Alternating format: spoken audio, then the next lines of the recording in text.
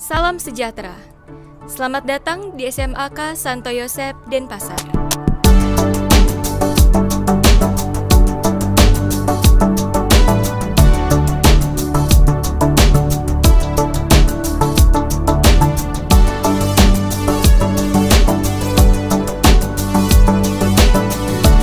Selamat siang semuanya. Om Swastiastu.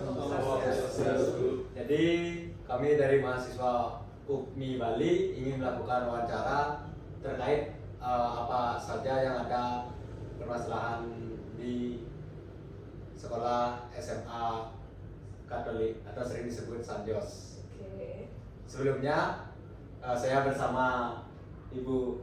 Saya Ibu Wakasek Bidang Kurikulum, nama saya Ibu Putu Budi Ekayani SPD MHUM, mengajar di SMAK Santo Yosep Denpasar ini dari tahun 2003. Menjabat jadi wakil kepala sekolah bidang kurikulum itu baru sekitar 3 tahun yang lalu. Jadi perjalanannya Sanjos dari 2003 itu sudah saya pahami seperti apa dunia pendidikan dan perubahan kurikulumnya itu seperti apa sudah dirasakan seperti itu. Boleh Ibu tahu dulu, perkenalkan dulu nama kalian. Baik, dari saya, perkenalkan nama saya Pandit Putra Alisadewa dengan NIM 2025-03-01-0025. Baik, nama saya Rizky Putu Muhammad Bagus Ariel Purwana Putra, NIM 2025-03-01-0122. Baik, nama saya Nyoman Ratnya Hadiasa, NIM 01-0128. Baik, nama saya Raimundus Letuna dengan NIM 2025-03-01-0003. Baik, nama saya Iputu Gus Sudanjaya Putra dengan NIM 2025-03-01-0127. Baik, kalau begitu sekarang yang mau diobservasi atau mau ditanya di Sanjos itu apa? Nah, jadi di sini kita ada 5 pertanyaan.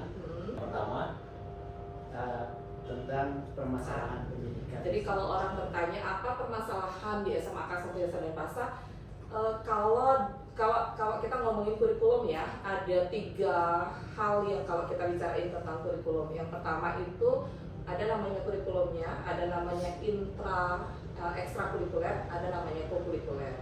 Kalau di intrakurikulernya, di bagian kurikulumnya sendiri, sebenarnya permasalahan yang berat sekali tidak ada di SMAK Santo Yosep Denpasar, tetapi untuk melakukan analisis terhadap permasalahan sekolah itu kami biasanya melakukan beberapa analisis. Ada yang namanya analisis SWOT, ada namanya analisis berbasis aset, ada namanya analisis logik model, ada namanya analisis untuk mengetahui seberapa sih kekurangan dan kelemahan kami.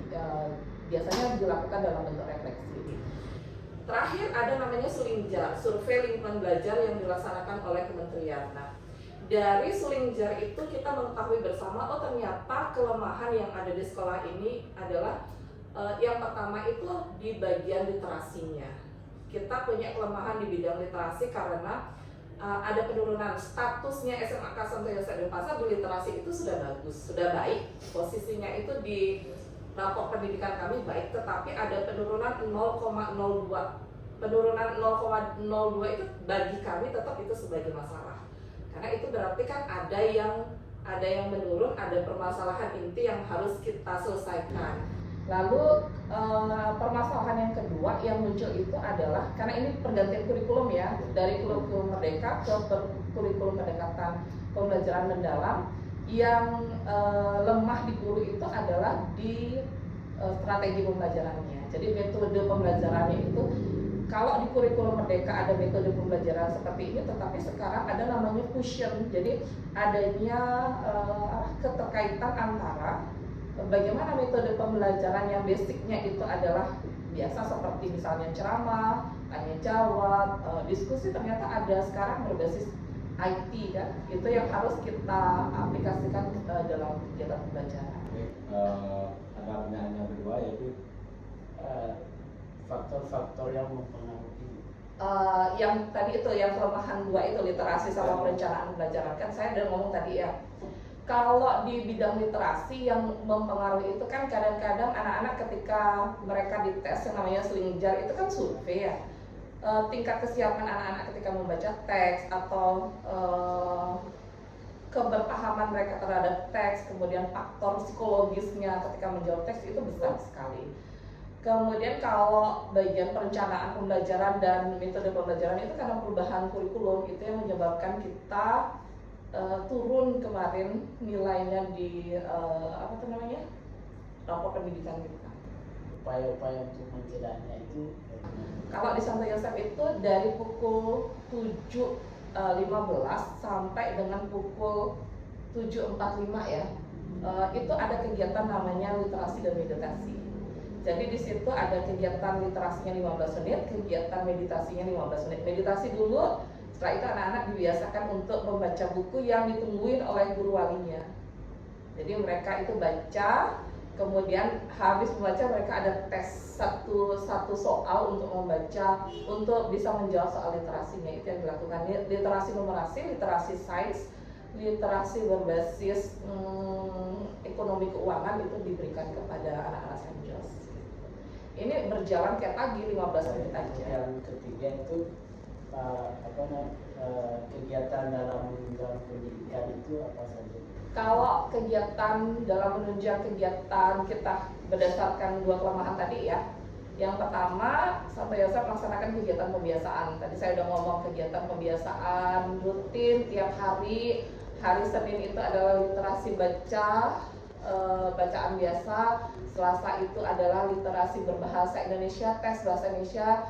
Hari Rabu itu adalah literasi matematika. Hari Kamis itu adalah literasi sains. Hari Jumat itu adalah literasi ekonomi. Itu dilakukan 15 menit, itu dilakukan secara pembiasaan. Kita juga memohon supaya guru-guru juga melakukan pembiasaan untuk tidak berceramah. Ceramah itu boleh loh, jangan dipikir ceramah itu tidak boleh. Ceramah itu hanya dipakai untuk bagian memverifikasi. Jadi saat misalnya anak-anak udah latihan membaca teks dan segala macam, kemudian menjawabnya, kita verifikasi. Kalau pada saat verifikasi itu ternyata jawaban anak salah, kita bisa masuk dalam ranah melakukan ceramah di situ. Tapi ceramah tidak dipakai sebagai pembelajaran dari awal sampai akhir. Itu dilakukan pembiasaan untuk kegiatan literasi. Pertanyaan keempat itu faktor-faktor yang perlu diperhatikan dan dukungan untuk kegiatannya. Yang pertama itu kan yang harus kita lihat perencanaannya. Seluruh kegiatan kalau tidak direncanakan dengan bagus, tidak bagus juga. Jadi kita yang pertama buat dulu timnya. Kalau tim literasi itu banyak. Satu ada tim membuat soal. Yang kedua ada ketua panitia untuk literasinya. Karena kan itu intens dilakukan tiap hari ya. Yang ketiga itu harus ada supervisi dan mentoringnya. Jadi kita buat perencanaannya termasuk anggarannya di situ. Anggaran kegiatannya seperti apa itu wajib ada. Karena orang berkegiatan kan tentu butuh anggaran untuk mensupportnya. Dukungannya itu kalau kita ngomong dukungan finansial ya wajib ya ada finansialnya. Tapi tidak itu yang mempengaruhi besar. Yang paling besar mempengaruhi sekolah itu menjadi besar adalah aset apa? SDM. Iya, SDM-nya. Jadi SDM-nya yang harus punya motivasi intrinsik, motivasi dalam dirinya untuk up.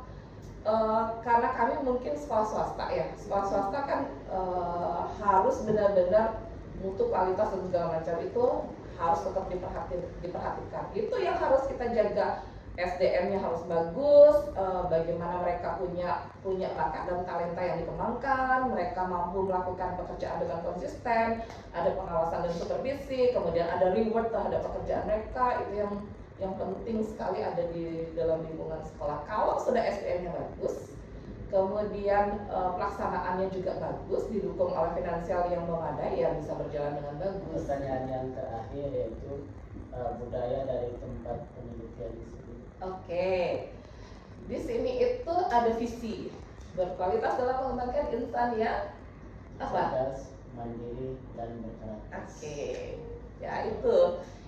Jadi DigiTM-nya harus kelihatan budayanya di Saint Jos. Disiplin, jujur, terampil, dan mandiri. Nah, apakah disiplin, jujur, terampil, dan mandiri itu terkoneksi nggak dengan DPL? Ada namanya dimensi lulusan dalam pembelajaran mendalam. Terkoneksi. 8 dimensi lulusan yang diberikan oleh pemerintah kan ada 4C ya. Kolaboratif, critical thinking, kreatif, komunikasi. Itu 4C yang pertama. Kemudian yang 4 yang lain, kesehatan, keimanan dan ketakwaan kepada Tuhan yang Maha Esa.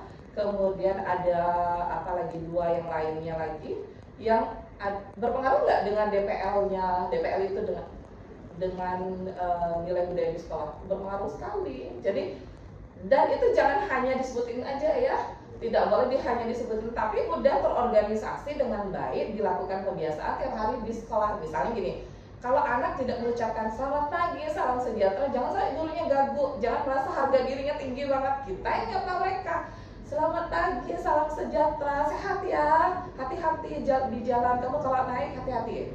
Itu udah kita ngasih pembiasaan. Kalau ada sampah di lantai dan segala macam, jangan juga gurunya ganggu. Ambil pungut, karena hal kecil dalam firman kita yang melakukan hal yang kecil, kita melakukan kegiatan hal-hal yang kecil itu kita rutin lakukan hal-hal yang kecil itu akan menjadi hal yang besar. Itu yang kami amini di sini. Jadi harus setia melakukan hal-hal yang kecil supaya hal yang besar itu berdampak. Dan kuncinya di sini pelayanan. Kita melayani anak dengan hati. Demikian tadi wawancara bersama Ibu Eka, tentunya sudah sangat baik sekali penjelasannya, cukup jelas, dan kami terima kasih kepada Ibu Eka karena sudah menjawab pertanyaan kami. Kami tutup dengan barang sapi. Oh,